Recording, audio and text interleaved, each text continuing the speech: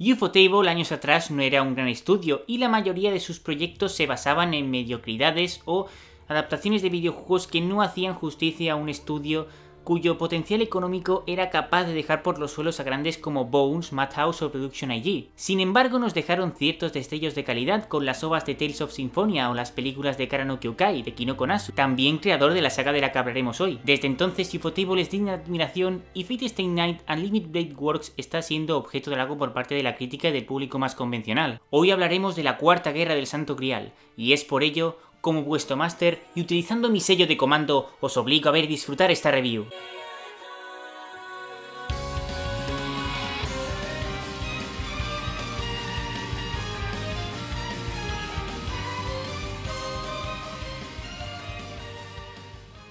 Una vez cada muchos años se celebra, gestionado por el Consejo Mágico y supervisado por la Santa Iglesia, la Guerra del Santo Grial, un acontecimiento que reúne las casas más prestigiosas de magos venidas desde distintos puntos del mundo, que nombran a sus representantes, los Masters, y estos a su vez oficializan un contrato con una clase de Servant, espíritus heroicos venidos del pasado, del presente, del futuro, e incluso de otras líneas temporales para luchar entre ellos. El último Master y Servant que quede en pie será recompensado con aquel deseo que haya anhelado durante toda su vida, independientemente de la bondad o maldad que pueda repercutir en el mundo desde el mismo instante que es solicitado.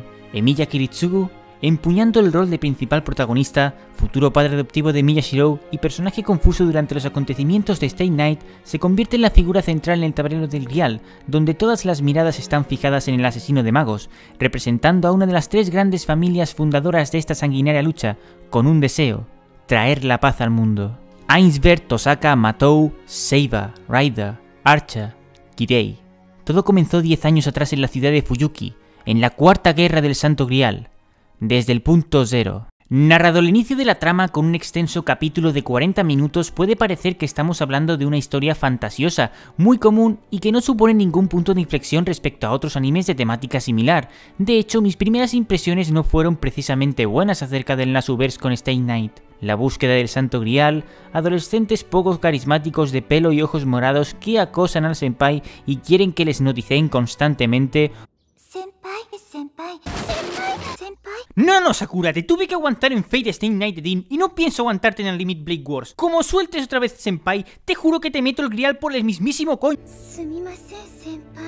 Pues que te coman los bichos. Un protagonista cuya mejor frase es: dentro del pecho hay algo que hace bom bom bom bom bom bom. Si se te para, ya puedes decir adiós. El rey Arturo sin pene y con mucho fanservice repleto de rituales, desnudos, faldas tan cortas que no sabes dónde termina el muslo y comienza el culo, o mejor dicho, eufemismos de más pene, por no decir que gran parte del fandom masculino daría su vida por Seiba. Naturalmente es una broma, si no os dejáis engañar por las apariencias y os introducís más seriamente en el mundo de Fate, descubriréis que a día de hoy es una de las historias más ricas a nivel argumental en el panorama del anime, solo que no había terminado de explotar porque no había estado en las manos adecuadas. Gracias en gran parte a Urobuchi, que venía de asombrar al mundo con Bahousou y Madoka Mágica por entonces, Fate logró resucitar y el escritor le dio un nuevo enfoque mucho más oscuro partiendo de las bases que Kinoko Nasu plasmó en Stay Night. Urobuchi, conocido así por los fans, tuvo la ardua tarea de recrear una historia cuyas bases ya habían sido fijadas por el verdadero autor en simples trazos y es más, conectarlo con los hechos posteriores e intentar llevarlo al mismo nivel. No simplemente superó las expectativas y la trama principal de Zero, sino que consiguió otorgar un nivel de madurez argumental sin precedentes y atrapar al público en una obra de pasiones, traiciones, orgullos, deseos, estrategias y muertes que no tiene por qué envidiar a la mayor de las tragedias griegas. También hay un rincón dejado para el humorente de drama y más drama. A diferencia de la mayoría de animes oscuros que tratan las muertes por tratar, dejan vacía la historia y a nosotros con una sensación de indiferencia, Urobuchi hizo muy bien su mejor trabajo. Acercarnos a los personajes, compadecernos de la situación por la que sufrían a lo largo de la serie y ser cruel, ser muy cruel con ellos, con su destino y tener derecho a ello, porque los personajes no sufren por sufrir, no mueren por morir, detrás hay un motivo, una causa que lleva a ello. cosa que no se hizo por ejemplo en Aldnoah Zero, donde él fue guionista de los 3 primeros episodios, aunque dejó las ideas para los posteriores. El drama no estaba bien llevado, porque no nos habíamos acercado a los personajes suficientemente de tal forma que ni nos llegamos a conocer. Este es uno de los principales fallos de Stay Night de Dean, en la cual los Masters y Servants, a excepción de Shirou y Seiba, dejan una huella tan pequeña que tal como vienen tal como se van, porque además de las escasas apariciones y la horrible disposición en la historia, no destapan ni el pasado ni el anhelo que estaban buscando. En Zero actúan de una forma más lógica, es más, todos los personajes están relacionados entre ellos, de una forma u otra, hecho que no simplemente les permite desarrollarse conjuntamente desde el inicio, conociendo su personalidad, su pasado y sus deseos, sino que también nos permiten seguir enganchados a las relaciones interpersonales de tal forma que siempre habrá un fino lazo que una a todos los miembros de la historia. Uno de los supuestos fallos en la dirección inmaculada de Ei Aoki, que supo perfectamente captar y plasmar las ideas de Urobuchi, es la propia organización de la serie. El contraste entre la primera y la segunda temporada fue muy radical. Esto ocurre no por el fallo de la dirección, es la producción que en la organización separaron las dos mitades en 2 temporadas distintas para intentar sacar más rentabilidad económica, un recurso muy utilizado últimamente por los estudios, y al dejar un lapso de 3 meses y un final de primera temporada tan poco final, se acaba teniendo una mala sensación. Seguramente las personas que vieron la serie después de finalizar la emisión, entre las cuales me encuentro yo, no apreciaron este detalle porque utiliza un recurso que otras series como Steins Gate usaron en su día en la dirección, es decir, los 12 primeros episodios van desarrollando los personajes y la trama lentamente, para llevar a la otra mitad con mucho frenetismo y tener creadas las bases para partir de ese punto sin dejar flecos sueltos mientras avanzan. El fallo reside en ese final de temporada tan poco concluyente. Pese a ello, la estructura argumental es perfecta y a partir del episodio 16 es obra maestra tras obra maestra, con una recta final tan fuerte que el riesgo de morir por zambombazos de Fields será muy alto. Y el relleno es mínimo. El único episodio que podíamos considerar poco importante es aquel centrado en Rin exclusivamente, pero es un capítulo que la tercera protagonista de Stay Night merecía como mínimo. Las alianzas y estrategias de los miembros del Grial permiten girar la trama en innumerables ocasiones sin que al final acabe mareando. ¿Cómo ha ocurrido esto? ¿Qué pasará después? La licencia de uso de plot twist y cliffhangers es prácticamente ilimitada. Los diálogos en los animes siempre dejan frases muy adornadas que transmiten palabras vacías, y Fate es conocida, como hemos visto anteriormente, por las obviedades en sus frases, pero Zero adquiere un nivel en los diálogos entre los personajes muy real, con conversaciones extensas pero entretenidas que irán afectando al desarrollo de los personajes. El único matiz en la dirección es que no saben intercalar batallas y diálogos. Será normal encontrarnos charlas sin cambios de escenas durante 15 minutos seguidos. También se supo transformar Fate sin dejar de ser Fate. Por una parte encontramos el misticismo y las batallas más puras entre los Servants, y por otra parte se introduce un toque seinen para terminar de completar a los personajes y a la historia. Siendo algo distinto, no pierde la esencia, por lo que si te gustó Stay Night poco tardarás en adaptarte a Zero. El mimo y el esmero en la representación de las escenas digna de los mejores thrillers que se expone cuando estallan los sentimientos de los personajes, la escena de Kariya y Aoi o la teoría de Kiritsugu, para bien o para mal es un motivo más del gran trabajo, puesto como que ya dije en vídeos atrás con No Game No Life, las novelas ligeras son más difíciles de adaptar, ya que hay que crear una puesta en escena que ya no es cosa del propio Urobuchi. Es el trabajo de Ufotable en la animación y la música de Yuki Kajiura la que propulsan aún más la perfección de Zero. La mitad de los personajes que conforman la historia son Servants, como he dicho anteriormente, espíritus heroicos que murieron en vida pasada y han vuelto a nacer para cumplir su deseo. Es normal que no evolucionen a lo largo de la serie, porque es imposible inquebrantar el pensamiento del que un día fue un rey cuya palabra significaba la verdad absoluta, la de un noble caballero cuyos actos se guiaban por el honor y la admiración hacia el rival a batir, o la de un loco dedicado a la tortura de niños. No tienen ningún motivo para cambiar, y no por ello es algo negativo, porque demuestran su valía tal y como son. La vanidad de Archer, el orgullo de Ryder, la lealtad de Seiba.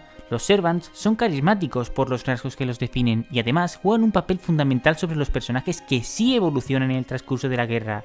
los Masters. Las relaciones interpersonales marcan el compás en el desarrollo de los Masters, siendo estas más cercanas como la amistad que se fragua entre Waver y Ryder, o bien tan alejada como la de Kiritsugu con Seiba, cuyas conversaciones son prácticamente inexistentes. Pese a los contrastes, de una forma u otra los Masters dejan influenciarse por sus Servants, cuya unión no simplemente está ligada a un contrato. Además, la Guerra del Grial expone abiertamente hasta qué punto están los miembros dispuestos a llegar por tal de alcanzar ese anhelo, factor que ayuda a terminar de moldear su personalidad. En series breves con una gran cantidad de individuos es imposible equilibrar el peso argumental que tendrán unos respecto a otros. La mayor virtud de Fate Zero es la no existencia de secundarios. El potencial de los personajes, así como la aparición de estos, está medida de tal forma que hasta el ocaso no podemos definir a los verdaderos protagonistas y antagonistas. Cuando creemos que 3/4 partes estarán dedicados a Kiritsugu y a Seiba, focalizan la atención en el resto. De hecho, la actuación de Seiba es bastante discreta y su posición en varias ocasiones queda relegada por las grandes figuras de Gilgamesh e Iskandar. En esta historia Seiba es constantemente humillada, se la tacha de cría, sus principios de nobleza son destruidos por la fría imagen de Kiritsugu y la peor parte llega cuando es consciente de sus errores del pasado. Archer y Ryder como Servants y Kiritsugu y Kirei como Masters se alzan como los mejores personajes de toda la serie. Por una parte, la dialecta y confrontación entre el Rey de Reyes y el Rey de los Conquistadores es sublime, y pese a tener personalidades tan dispares, se crea una atmósfera de complicidad y respeto que forma uno de los atractivos de la serie. Igualmente sucede con su Master, Weva. En definitiva, que Ryder mola mucho. Y además es muy varonil. Pero ningún duelo es comparable al que establecen desde la distancia y el desconocimiento Kotomine Kirei y Emiya Kiritsugu. El primero se presenta como el pupilo de Tokiomi Tosaka e intentando buscar el propósito de su existencia, descubre la maldad que reside en su corazón. Vamos, lo que se dice un buen cura. El papel que desempeña en Zero es incomparable al visto en Stay Night, cuya verdadera naturaleza no se descubre hasta el final y poco tiempo tiene para desarrollarse. El segundo personaje durante la primera mitad de la serie muestra un carácter frío incluso hacia la persona que ama, pero poco a poco vamos descubriendo su historia y su noble deseo, superando con creces la figura de su hijo Shirou. Hay otros como Waver, Lancer o Karilla que también destacan, algunos por su evolución personal y otros por el destino aciago que les espera. La gran decepción de la serie es Tokiomi Tosaka, que está así confeccionado a propósito, pero más se esperaba del padre de Rin, que acaba siendo una de las marionetas del juego. Aún no contando con un plantel de seiyus de primer nivel, el papel de los presentes es más que excepcional y otorgan a los personajes una visión única al trabajar los actores de doblaje en secundarios y en otras obras. Caso error, ya que las voces son muy buenas, pero ayuda a dar exclusividad a los personajes. Los más conocidos son Daisuke Namikawa, la voz que interpreta a Weva, y más conocido por actuar como el multiorgásmico Hisoka, Riki Koyama, Kiritsugu, algo más conocido por sus trabajos como King Freaks en Hunter x Hunter, Kogoro Mori en Detective Conan o Zeppelin en JoJo's Bizarre Adventure, y Tomozaku Seki, Gilgamesh, que seguramente muchos lo conoceréis por Shinja Kogami de Psycho Pass. Voces como la de Yoji Nakata o Aki Otsuka, absorbidas por Kirei y Raida, logran ir mucho más allá de los límites que les marcaban sus anteriores actuaciones secundarias. La alianza creada entre Type Moon y Ufotable ha dado lugar a una supremacía que ni los mejores estudios pueden alcanzar. No solo se encuentra a otro nivel, podríamos decir que cada capítulo es una nueva experiencia visual. La recreación de escenarios mezclando el dibujo con elementos 3D que se integran perfectamente, seguida de una paleta de colores que da como resultado una explosión de colores suavizados, más vivos o más oscuros, dando así más énfasis en las escenas que más lo requieren. Además, no se producen contrastes de calidad entre los primeros y últimos episodios respecto a los intermedios. De hecho, está tan perfecta, detallada la animación hasta en las escenas rápidas donde el ojo no puede captar nada con tanto movimiento. La invocación de los Noble Phantoms o la propia figura de son un ejemplo de ello. Las posiciones en las batallas ofrecen distintos planos desde perspectivas casi imposibles con gran fluidez e intensidad que hacen vivir la escena al espectador. Quizás el único pero que puede recibir la animación es la inexpresividad facial de los personajes. El triángulo se cierra con la banda sonora de la majestuosa Yuki Kaiyura, ya conocida por sus trabajos en Madoka Mágica, Kara no Kyukai, Sword Art Online, Pandora Hearts como compositora principal y en Alnoa Zero o Bakano llevando los openings. Tal vez no haya mucha diversidad al abusar de los violines, coros y solo intente ir más allá con aquellas que se refieren a Raida, pero pese a ello cada pieza es una expresión de la historia y conseguirá ese punto de epicidad o tragedia que culmine en la perfección sonora. Los openings y endings no podían ser menos. Lisa, Era Hoy, Calafina y Luna Haruna con sus respectivas canciones redondean lo que ya de por sí era impecable. Mi nota final para Fate Zero es un 10 entrando en la zona de los Masterpiece y su nota correspondiente en My Anime List es un 8.58 en la primera temporada y un 8.79 en su segunda. La Guerra del Santo Grial esconde una de las mejores series de los últimos tiempos. Gracias Ufotable por deleitarnos con esta maravilla.